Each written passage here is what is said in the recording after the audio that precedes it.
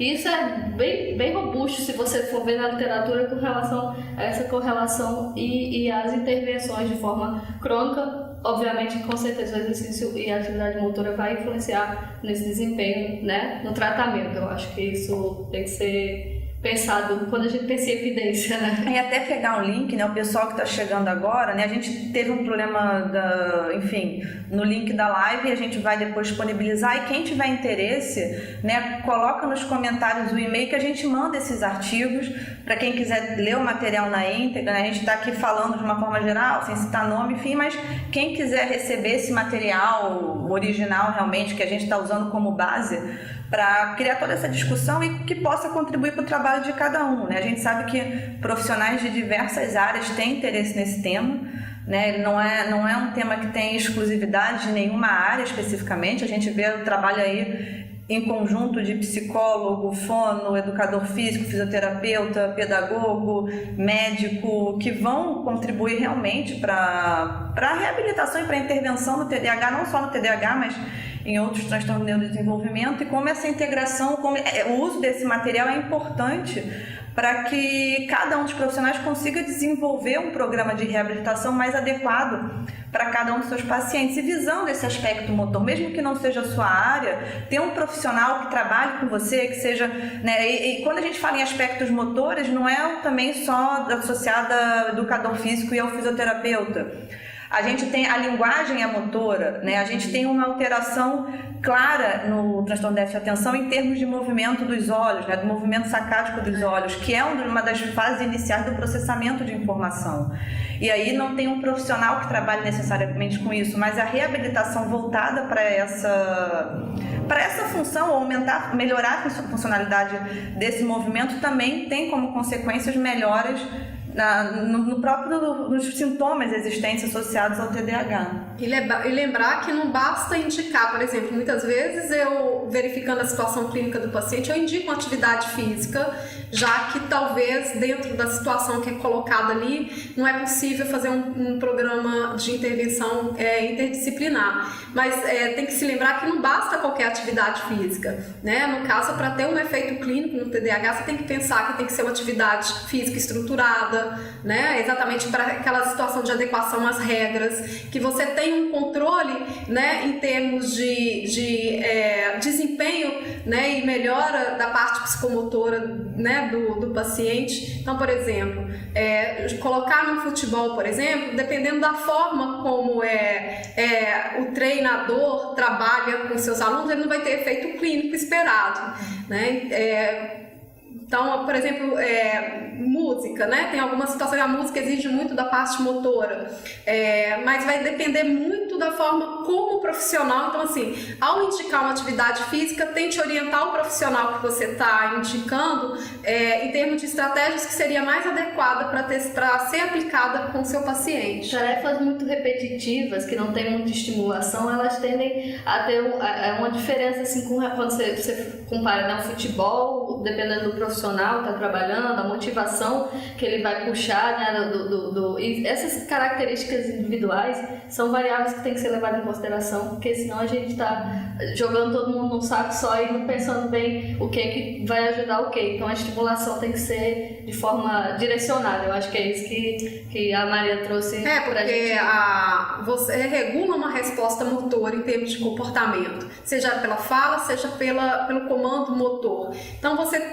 ao indicar uma atividade física, sempre atentar de que a pessoa que for intervir, seja pela forma mais lúdica possível, que ela esteja atenta ao comportamento daquela pessoa, para ir regulando, para ir monitorando e tendo o efeito que se espera em termos de regulação da parte psicomotora. É isso que a Maria está falando, é importante que a gente sempre, isso já não é novo, né? Se houver, tem TDAH, vai fazer uma luta, né? Vai fazer judô, vai fazer uma atividade física, como se simplesmente a atividade física, sem ser estruturada, ela pudesse promover esse processo de reabilitação. E não promove, vai ser apenas mais uma atividade que ele estará sendo inserido, e as dificuldades encontradas no comportamento de vida diária vai continuar presente ali naquela atividade também. Sim. Isso é importante, né? A gente pensar, claro, nos aspectos pontuais da reabilitação, mas também no contexto como um todo, né? Então, em geral, os pais, os familiares, né? Principalmente os pais que estão ali diretamente envolvidos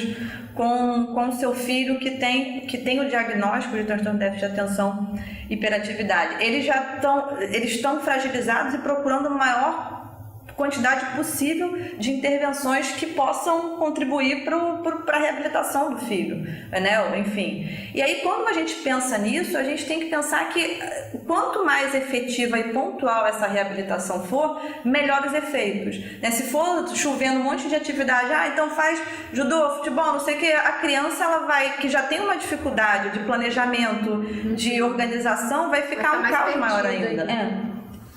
É importante realmente que esse planejamento ele esteja presente até na condução clínica do paciente, né? Que a gente não seja imperativos nas diversas atividades que vão ser propostas em função de que diz que se tem evidência, mas as evidências que são demonstradas são em situações muito controladas, né? Em termos clínicos.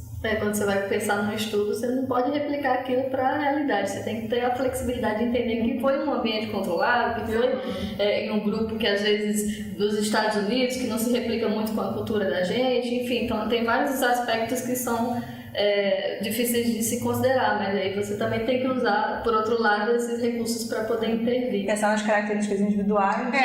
Da motivação para a atividade, né? A criança detesta judô.